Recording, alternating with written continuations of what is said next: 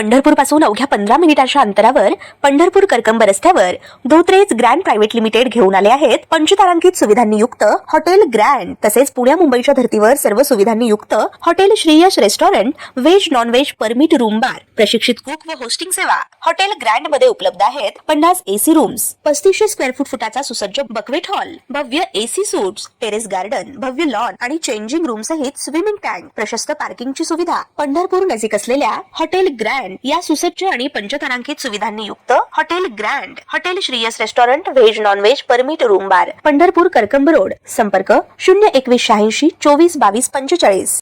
ताज्या घडामोडी पाहण्यासाठी आमच्या YouTube चॅनलवरील PVR म्हणजेच पंढरी वार्ता या न्यूजला सबस्क्राइब करा आणि शेजारील बेल आयकॉनवर क्लिक करा। मंत्र्याला जर यावं लागत असेल तर आम्ही केवढा मायबाप जनता बंधून त्या ठिकाणी ठरवते। या नगरपालिकेच्या इलेक्शनच्या वेळी देखील सगळे म्हणत होते यांचा पॅनल उभा राहणार नाही आणि उभा राहिला तर त्या ठिकाणी आम्ही डिपॉझिट जप्त करू। पण मायबाप जनतेने निवडणूक हातात घेतल्यानंतर महाराष्ट्रातल्या 3 नंबरच्या मताधिक्यानं बंधूंनो विजय संपादन करण्याची भूमिका तीर्थक्षेत्र विकास आघाडीच्या नगराध्यक्षांनी सर्व इथं काका असतील, बापू असतील, नगरसेवक म्हणून त्या ठिकाणी जाण्याची भूमिका त्यांनी बजावली। ती भूमिका बजावल्यानंतर बंधूंनो विजया दिवशीच, ज्या दिवशी विजय संपादन केला त्या दिवशीच देखील माझं स्टेटमेंट बघा। भविष्यातल्या निवडणुका देखील परिवार एकसंघपणे घेऊन जाऊनच लढणार हे गुलाल अंगावर असताना हा भगीरथ बालके त्या ठिकाणी बोलला। त्या निमित्ताने चर्चा केल्यानंतर आम्ही परिवाराची विचारधारा कधीच त्या ठिकाणी सोडली नाही। या 40-50 वर्षाच्या परिवारातल्या अनेक नेत्यांनी कुणाशी त्या ठिकाणी विचारधारेवरती लढाई लढल्या, निवडणुका लढल्या। या सगळ्या गोष्टी तुम्ही तुलना करून उद्याच्या 7 तारखेला बंधूंनो मतदान करा ही विनंती करायला मी तुमच्या समोर, आपल्या समोर त्या ठिकाणी आलोय।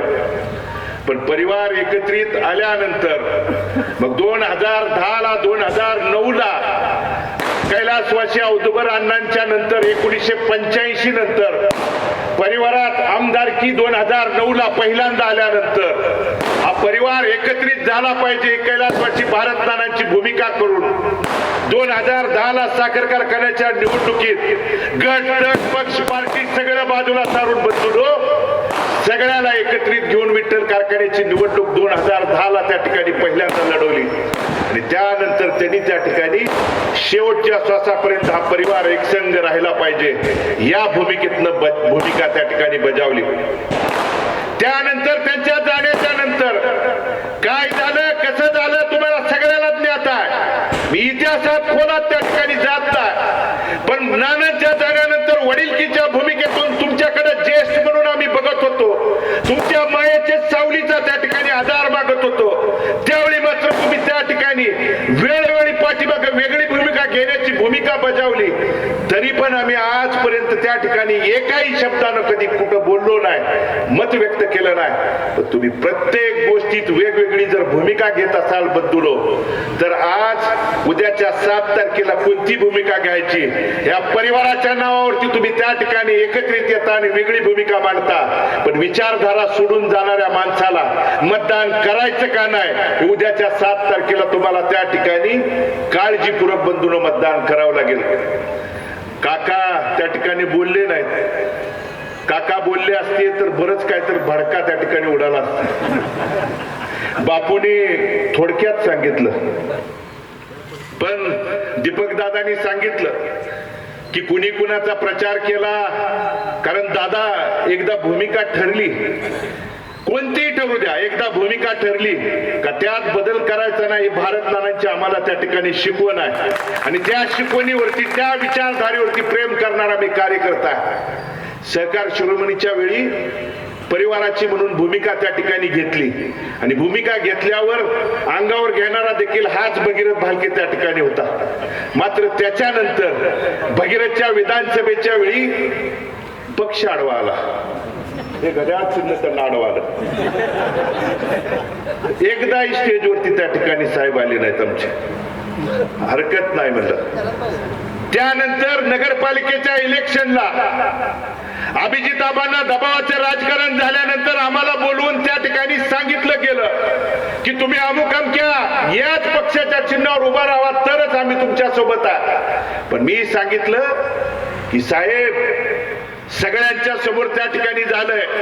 पक्ष पार्टी गटातटाच्या पलीकडे सगळी नेते मंडळी एकत्र आहेत. बापू असतील तिथं सेनेचे पदाधिकारी होते, तिथं त्या ठिकाणी वेगवेगळ्या पक्षाचे होते आणि पक्षाच्या पलीकडे जाऊन आघाडीवरती तीर्थक्षेत्र विकास आघाडीवरती आपण निवडणूक लढवायची आहे हे ठरलंय आणि ठरलेल्यात बदल करणारा मी कार्यकर्ता नाही म्हणून सांगितल्यानंतर त्यांनी सांगितलं की मला मग पक्षाची अडचण त्या ठिकाणी येते आहे.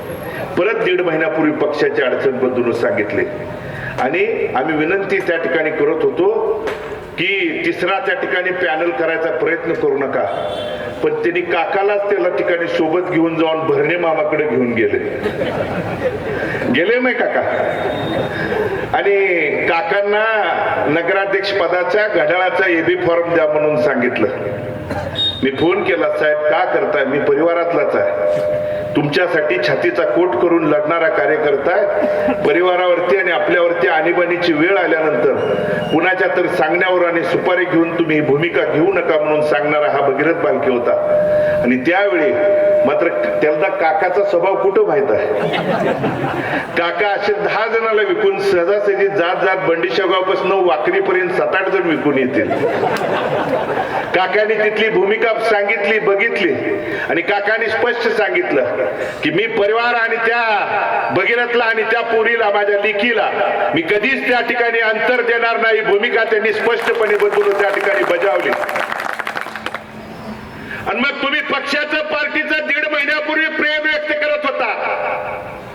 नको नको म्हणत असताना या घड्याळाचे एबी फॉर्म तुम्ही त्या ठिकाणी नगरपालिकेच्या इलेक्शन मध्ये देत होता.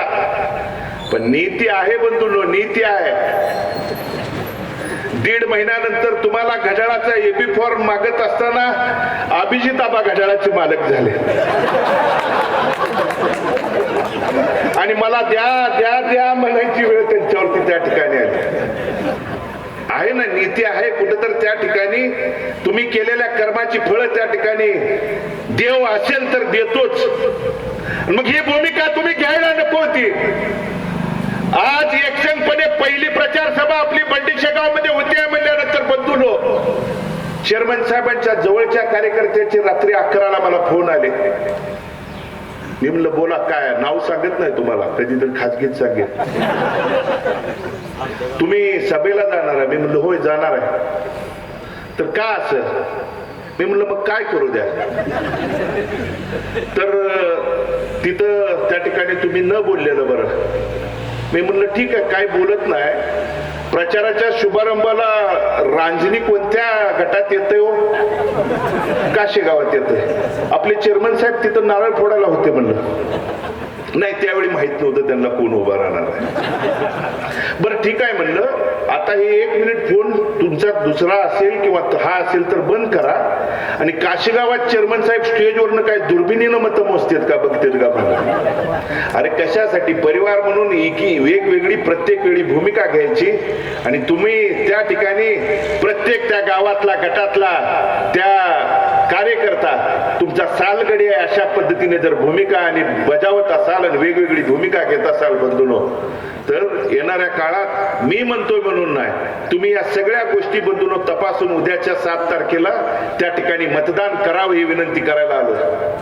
या परिवार एकसंघ करत असताना 8 गटापैकी आमच्या त्या ठिकाणी चर्चा सुरू असताना वाकरीवरती संग्राम गायकवाड असतील, गोडसे असतील आणि तिकडून त्या ठिकाणी पटवर्धन कुर्लीतून परिवारातलेच म्हणून त्या ठिकाणी उमेदवारी मागणी हक्क त्या ठिकाणी सुरू होता. त्यामध्ये इच्छुक असणं, मत व्यक्त करणं, इच्छा व्यक्त करणं बंधून गैर नाही. आपली माणसं आपल्याला त्या ठिकाणी भांडत असतात. पण त्यावेळची सगळी परिस्थिती बघून संग्राम गायकवाड आणि त्यांच्या परिवाराला, तिथल्या सगळ्या मित्र परिवाराला, कार्यकर्त्याला चर्चा केल्यानंतर आज या तालुक्यातली आणि या झेडपी गटाची परिस्थिती त्यांच्या समोर मांडल्यानंतर मी त्यांना विनंती केली. त्यांनी देखील त्या परिस्थितीला सांगितलं की तालुक्यात वाकरी कोणत्याही गटावरनं जर त्या ठिकाणी पेच निर्माण होत असेल तर तुम्ही ठरवेल त्या भूमिकेला माझ्या सोबत आहे म्हणून त्यांनी सांगितलं.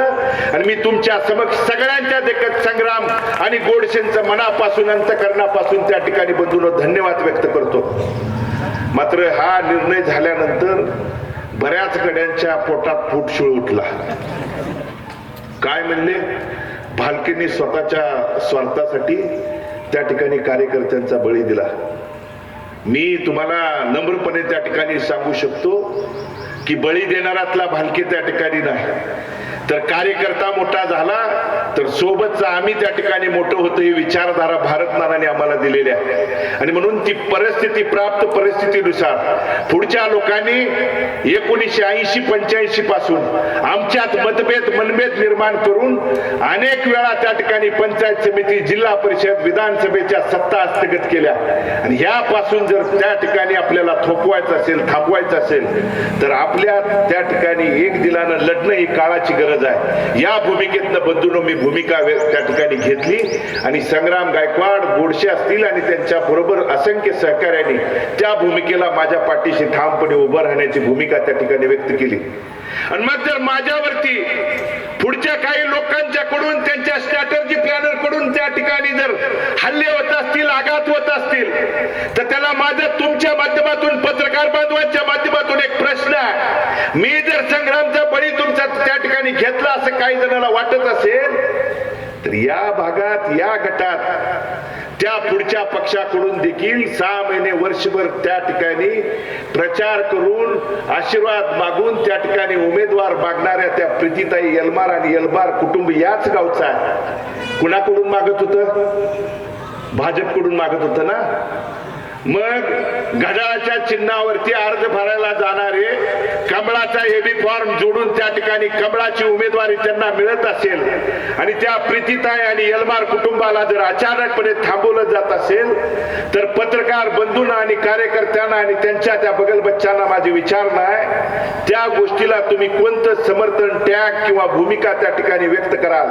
आणि म्हणून काही जणांना त्या ठिकाणी सांगणं आहे की तुम्ही वेगवेगळी भूमिका घेऊन आमच्या त्या ठिकाणी प्रतिडाव किंवा खालच्या पातळीवर जाऊन टीका टिप्पणी करत असाल तर त्या ठिकाणी जशास तसंच उत्तर दिलं जाणार आहे. परंतु मला आपल्याला या निमित्तानं सांगायचं आहे की परिवार एकत्रित करण्यापाठीमागची भूमिका बंधूंनो एवढीच आहे की पंचायत समितीच्या सत्तेपासून आज अनेक वर्ष आपला परिवार त्या ठिकाणी बाजूला आहे. आपण एकत्रित आलो तर या भागात अभिजित आबा ज्या भागाचं प्रतिनिधित्व करतायत त्या माडा मतदारसंघातला असेल हा गट आणि हेही भागत त्या ठिकाणी पलीकडचा भाळवणी गट ना अभिजित आबाच्या मतदारसंघात येतोय ना माझ्या त्या ठिकाणी, दीपक दादाच्या अतिरिक्ताखाली त्या ठिकाणी तो मतदारसंघ आहे. आणि म्हणून तो गट असेल किंवा या भागातल्या भूमिका बंधून बजावत असताना पलीकडे टाकळी, काशीगाव, गोपाळपूर असेल, इकडं त्या ठिकाणी मग करकम, बोसे असेल, त्याचबरोबर रोपळे गट असेल आणि हा वाकरी गट त्या ठिकाणी अभिजित आबांनी प्रमुख म्हणून प्रतिनिधित्व त्या ठिकाणी करावं. आणि पलीकडे गोपाळपूर, काशीगाव आणि टाकळी या भागात मी त्या ठिकाणी प्रमुख म्हणून तिथं भूमिका बजावावी. म्हणून ती बजावत असताना आम्ही दोघांना बजावून उपयोग नाही बंधूंनो. तुम्ही सोबत असाल तर ती त्या ठिकाणी शेवटच्या टोकापर्यंत, यशापर्यंत ती जाणार आहे. आणि वैयक्तिक त्यात स्वार्थ कुठलाही नाही. पंचायत समितीत सत्ता आल्यानंतर विकास कामं पंचायत समितीच्या माध्यमातून जो निधी येतोय बंधूंनो, आज पालकमंत्री येऊन त्या ठिकाणी काशीगावात सांगितलं कारण मंगळवेढ्यात त्या ठिकाणी 3 गटात 3 सभा झाल्या, काल काशीगावला झाली आणि येऊन काय सांगितलं जातं, 30 लाख घरकुलं या वर्षभराच्या काळात त्या ठिकाणी दिली. केंद्रात आमचं सरकार आहे, राज्यात आमचं आहे, आम्हाला जिल्हा परिषद आणि पंचायत समितीत सत्ता द्या. मग मला आपल्या माध्यमातून त्यांना, पत्रकार बांधवाच्या माध्यमातून विनंती करायची आहे, केंद्रात तुमचं सरकार होतं, राज्यात तुमचं होतं, तर घरकुलाच्या बाबतीत 50,000चं अनुदान त्या ठिकाणी तुम्ही डिक्लेअर सरकार म्हणून केलं होतं. किती घरकुल धारकाला तुमचं अनुदान मिळालं? आज विहिरीच्या बाबतीत आज 5 लाख रुपये विहिरींना देतो म्हणून सरकारनं घोषणा केली बंधूंनो. त्या 5 लाख रुपये देतो म्हणत असताना अटी नियम शर्ती काय टाकल्यात माहित आहे? तुम्ही विहीर खोदायला JCB वापरायचा नाही, मजुरांच्याकडून जॉब कार्ड काढून ती विहीर खोदायची आणि त्याची मजुरी किती? 310 रुपये. मला सांगा, या पंचकृषीतले आपण तमाम इथं शेतकरी बांधव उपस्थित आहे, 310 रुपयाच्या मजुरीवरती कोणता शेतकरी विहिरीमध्ये खाली जाऊन त्या ठिकाणी मुरमाचं त्या ठिकाणी स्वतः खोदून काम करेल? म्हणजे 5 लाख रुपयाचं आमिष इकडे शेतकऱ्याला दाखवायचं आणि अटी नियम शर्ती अशा टाकायच्या की त्यांच्या हयातीत त्या ठिकाणी ती विहीर पूर्ण झाली नाही पाहिजे. आणि म्हणून ही भूमिका घेऊन जाणारी हीच माणसं आहेत. घरकुलाला 5 ब्रास वाळू देतो म्हणून कोणत्या सरकारने भूमिका सांगितली होती? किती घरकुलाला 5 ब्रास वाळू मिळाली ही देखील तुम्ही त्या ठिकाणी तपासून बघा. आणि म्हणून पंचायत समिती, जिल्हा परिषद फक्त तुम्हाला सत्ता आणि तुमच्या हुकुमशाही प्रवृत्तीसाठी तुम्ही जर मत मागत असाल आणि आमच्यावर टीका टिप्पणी करायला राज्याचा मंत्री, पालकमंत्री जर येत असेल आणि आम्ही एवढं आणि तेवढं त्या ठिकाणी केलं असतं, हे नगरपालिकेच्या इलेक्शन मध्ये मायबाप जनतेने त्यांना त्या ठिकाणी पंढरपूरच्या आणि मंगळवेढच्या देखील दाखवून दिलेल्या आहे. आणि तीच भूमिका उद्याच्या 7 तारखेला त्या ठिकाणी आपल्याला बजावायची आहे. आणि ती विनंती करायला बंधूंनो मी तुमच्या समोर उभा आहे. मी अधिक वेळ घेत नाही. उद्याच्या 7 तारखेला त्या ठिकाणी आदरणीय सौभाग्यवती मयुरीताई बागल असतील आणि पंचायत समितीचे उमेदवार शिवाजी तात्या मदने असतील, यांच्या घड्याळाच्या चिन्हासमोरचं बटन दाबून आपण आपला आशीर्वाद द्या आणि भविष्यात आपल्या विचाराची माणसं त्या ठिकाणी काम सेवा करायची संधी द्या. आणि संग्रामच्या बाबतीत कुणाला त्या ठिकाणी जर प्रश्न पडला असेल, पत्रकार बांधवांना कुणाला त्या ठिकाणी एखादा प्रश्न असेल, तर परस्पर बातमी छापण्याच्या ऐवजी माझ्याकडे येऊन सगळा खुलासा तुम्हाला त्या ठिकाणी द्यायला तयार आहे. आणि राहिली संग्रामची, काही लोकांना पुतना मावशीचं प्रेम आलं तर एवढं प्रेम त्या ठिकाणी दाखवू नका. ज्यावेळी भगीरथ वरती प्रेम दाखवायचं वेळ आलं होतं त्यावेळी तुम्हाला त्या ठिकाणी घरी बसून तुम्ही किती प्रेम दाखवलं हे तालुक्यानं त्या ठिकाणी बघितलेलं आहे. आणि संग्रामच्या भविष्याचा, गोडसेंच्या भविष्याचा प्रश्न मार्गी लावण्यासाठी मी, भगीरथ भालके असतील, अभिजित आबा पाटील असतील, हे समर्थ आहे एवढंच या निमित्तानं सांगतो आणि मी माझं मनोगत थांबवतो. धन्यवाद. जय हिंद, जय महाराष्ट्र. माढ्याचे आमदार अभिदाबा पाटील